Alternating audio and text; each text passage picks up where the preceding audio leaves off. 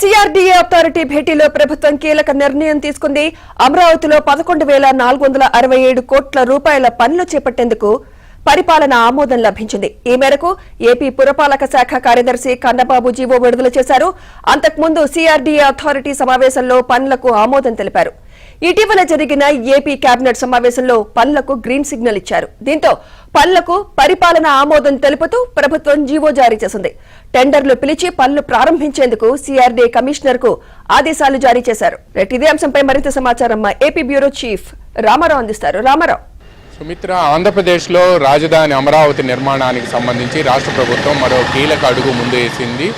ఇందులో ప్రధానంగా రాజధానిలో పనులు చేపట్టేందుకు 11,467 కోట్ల రూపాయలకు పరిపాలన ఆమోదం ఇస్తూ రాష్ట్ర ప్రభుత్వం కొద్దిసేపటి క్రితం పరిపాలన ఉత్తర్వులు జారీ చేసింది. పురపాలక శాఖ కార్యదర్శి కన్నబాబు ఈ మేరకు జీవో జారీ చేశారు.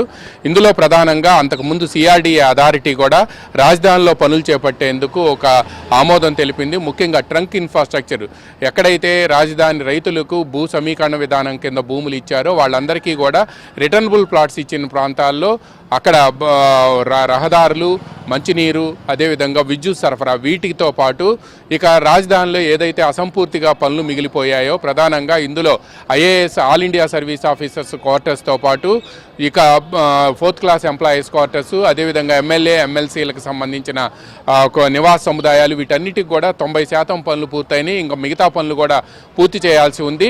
ఇటువంటి నిర్మాణాలు అదేవిధంగా రాజధానికి సంబంధించిన పరిపాలనా విభాగాలన్నీ కూడా అంటే రాష్ట్రంలో వివిధ శాఖాధిపతుల కార్యాలయాలని కూడా సెక్రటేరియట్ టవర్స్ అనే 5 టవర్లను నియమిస్తున్నారు.